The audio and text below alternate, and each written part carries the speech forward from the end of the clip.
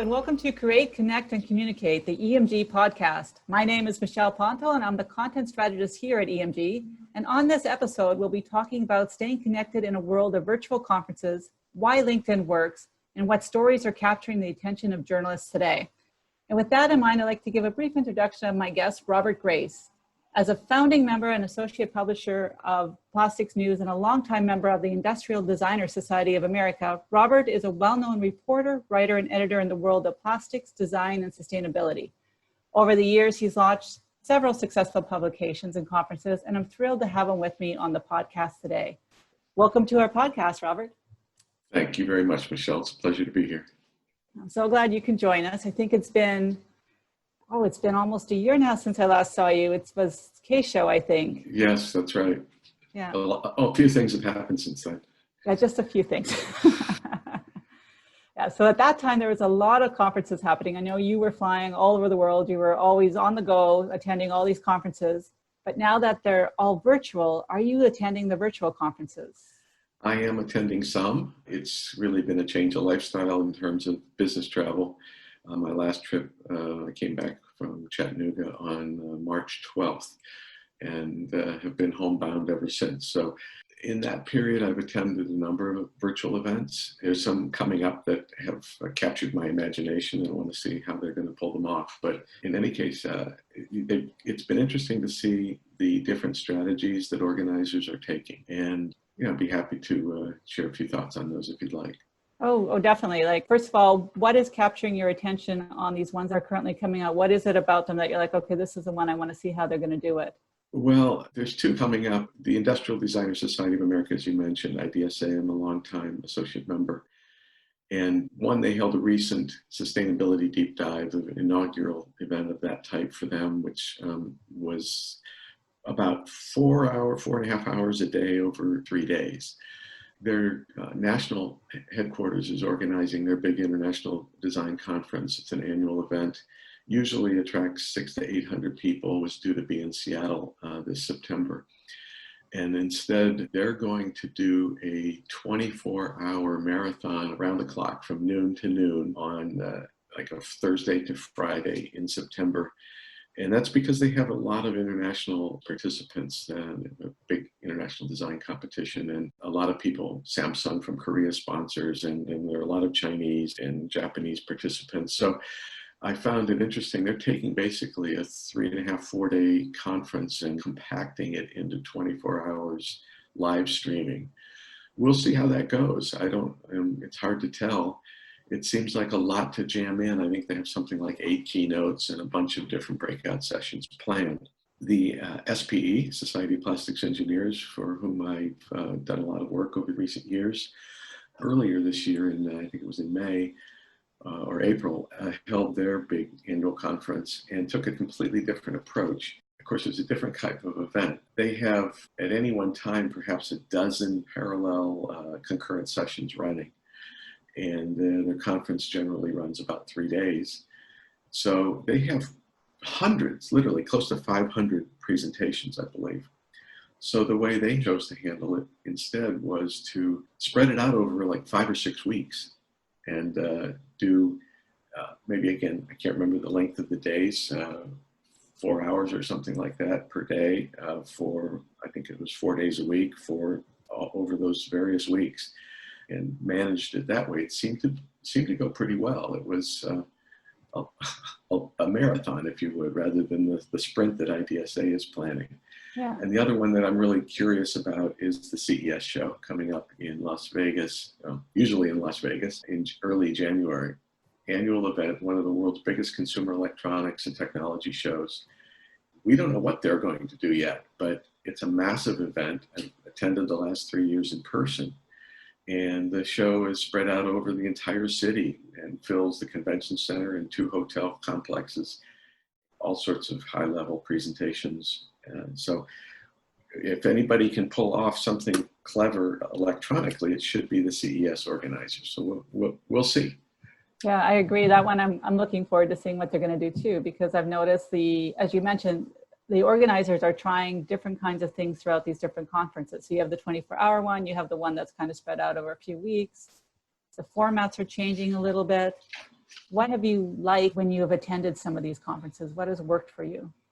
Well, I guess being a journalist, I joke sometimes that I don't have time to write short, so you write long. I think the same applies to conference organizing in the virtual world.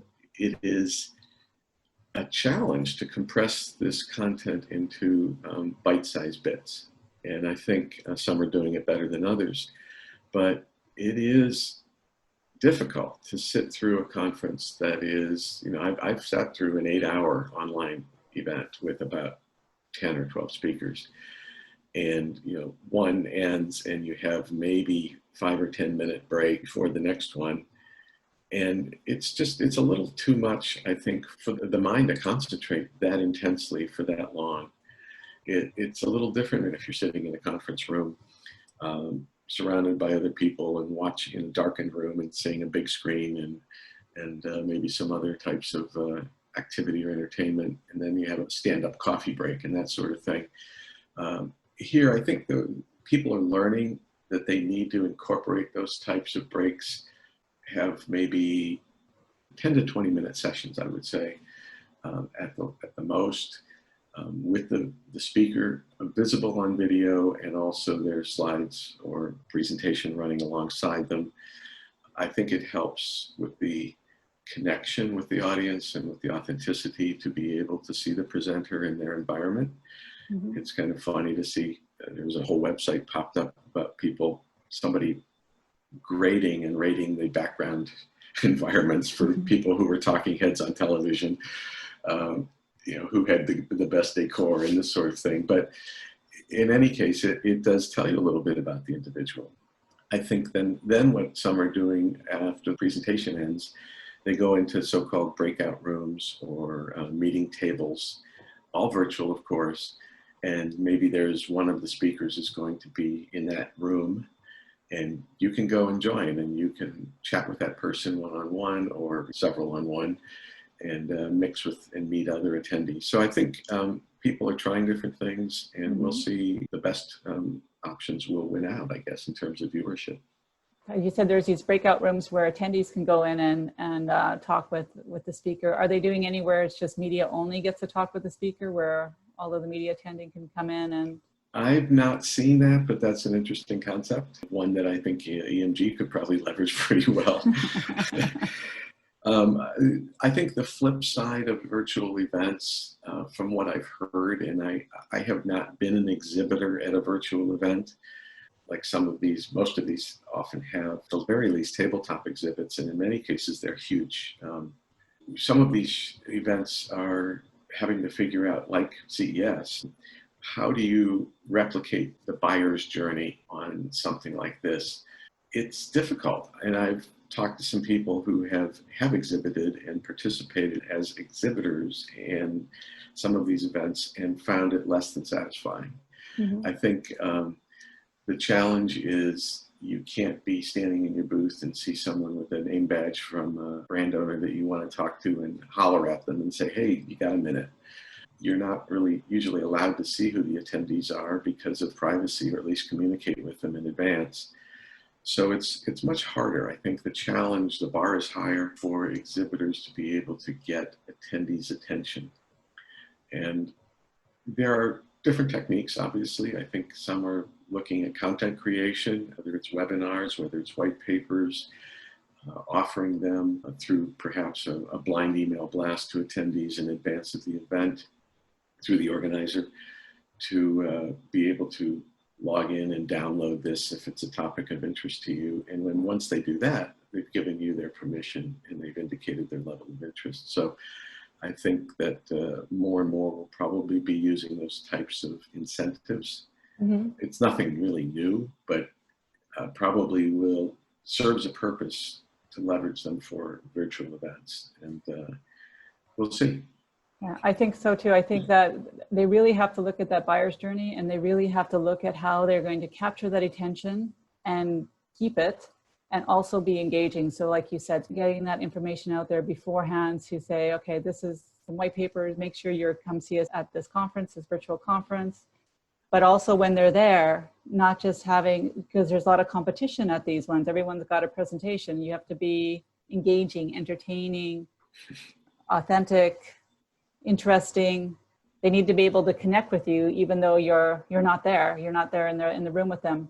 It's a shift in how you as a reporter have to go and how the attendees have to go, but it's also a shift in how the presenters and the exhibitors need to present their products and stuff. Mentioning my role as a journalist, one thing I found really useful is when the organizers of such events do very quickly post the recorded presentations. So you can go back and review them. You can listen to the whole thing again if you want to, or you can go and grab a quote or two, or you can look at the presenter's slides again and stop it where you need it. So that, and also providing contact information for the speakers so you can contact them separately, maybe get their full slide deck or interview them. And I think, it's time consuming for sure, but it's a good way to, I guess, ensure that you're covering everything. There are a few perks to having the virtual, so there's a few things out there. And as you mentioned, they can still make these connections, because you said you have that chance to connect afterwards through looking at the presentation or connecting with the presenter after the event. And I know a lot of these events, networking is a big part of it. How are you staying connected with editors and thought leaders and what's happening with the industry these days? Well, I use some arms of social media effectively, mostly LinkedIn. So I moderate some LinkedIn groups for the Messe Düsseldorf trade show company, which of course puts on the K Show, the world's biggest plastics fair, and also InterPAC, one of the biggest packaging shows in the world. And so I post things daily, just relevant to those audiences in LinkedIn. And as the moderator of those groups, then I also see and approve anybody who wants to join. I moderate and get rid of the inappropriate stuff, which tends to be just overly commercial, nothing really controversial that I've encountered in those groups, but somebody just selling something without adding any information. So that allows me to connect with those people, and I guess it gives me a higher profile because I've been getting, I get contacted sometimes directly from folks who've probably seen me through some of those arenas. That's been welcome and helpful. And it also, in moderating those things, it forces me to stay on top of what's hot and what's not, I guess, in those sectors. So packaging and plastics being the primary ones, and those subjects spinning out of those. Sustainability, of course, is foremost for just about everybody these days. Technologies such as 3D printing, always new materials, product innovation, managing innovation. These types of things are topics that interest me. And so sometimes from these posts that I find and put up, or just feedback I get, I develop stories out of them, and I can write for other outlets that I do. Okay, so LinkedIn is not just a way for you to post your own stories, but you're also gathering, you're getting your own pulse of what's happening within the industry and within design and the things that are interesting you, gathering your own leads for stories. Yes. Yeah, and I think a lot of companies underutilize that aspect of it. I post things, and then I'll sometimes send them a link and say, FYI, I saw your press release and I posted this. And they'll say, thank you, and then next, an hour later, I'll see them asking to join the group that I posted it in, because they were probably unaware of it or never attended it. So yeah, I think there's various ways. I personally probably could and should do more with some other things like Instagram, and I keep Facebook basically for personal use, but frankly, I keep busy with LinkedIn, and it's sort of enough. It sounds like, and you mentioned to me earlier when we were briefing on the podcast that you've seen some growth, especially in the last 6 months, that more people are joining the groups and getting more involved. Yeah, I mean, for the InterPAC Group for Messe Düsseldorf, I'm adding, I think I added 175 people last month as members. We're just a few people away from hitting the 10,000 mark now in the group, and I started moderating it, I don't know, maybe 3.5 years ago. It was a little over 4,000. So, but I'd say the pace of increased membership has picked up recently. Yeah. I imagine it's not a coincidence. No, and it's a concentrated group. It's people who are actually interested in InterPAC. So you're reaching the right people. And very global. I mean, there's a lot of people from Asia and basically all over the world. So it's good for visibility and good for idea generation. Okay. So if I wanted to join it, I would go to LinkedIn and I would type in InterPAC, look for groups. And then I would say, can I join? And I would have to wait for you to accept me. Yes, but I typically, unless I'm, traveling somewhere, which doesn't happen these days, I usually accept people, even several times throughout the day. So usually you don't have to wait more than 24 hours. That's good. Let's move on to some of those interesting topics that you were talking about that are capturing your attention. So you said there's a lot of new design kind of ideas that are coming out that are kind of inspired by Corona. What kind of ideas are coming out? Well, I think we've all read and heard a lot about how manufacturing companies have pivoted, a favorite word today, to making different types of products to help the cause. And so during the pandemic, with the shortage of personal protective equipment, PPE, and other key medical equipment, parts for respirators and ventilators particularly, it's been a challenge, but I've seen a number of not just manufacturing companies, big companies like Coca-Cola and General Motors and Ford and whatever, adapting production lines, but also very small companies and blow molding machine makers who normally rebuild machines are getting into building smaller machines because there's this huge demand from blow molding small bottles for things like hand sanitizers.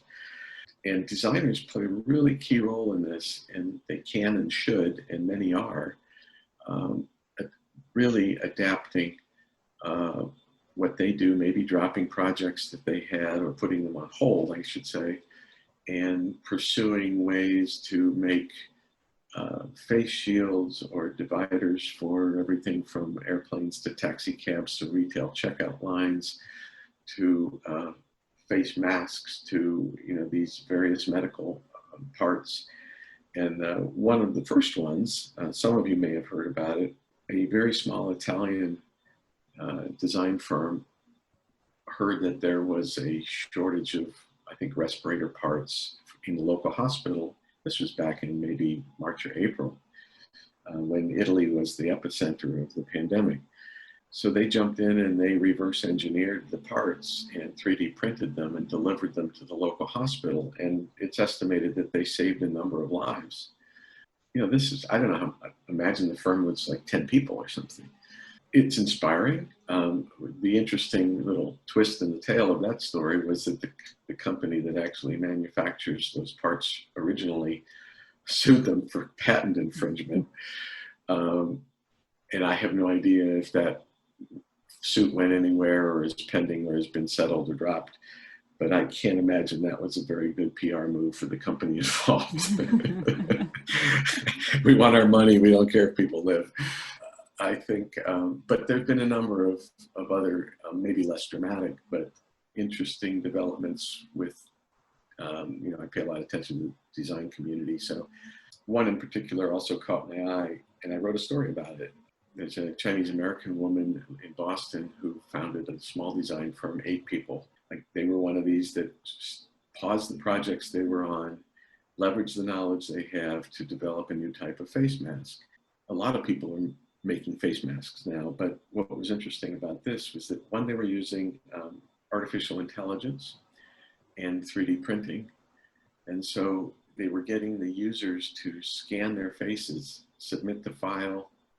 Shapeways, a New York-based 3D printing service bureau, would print those.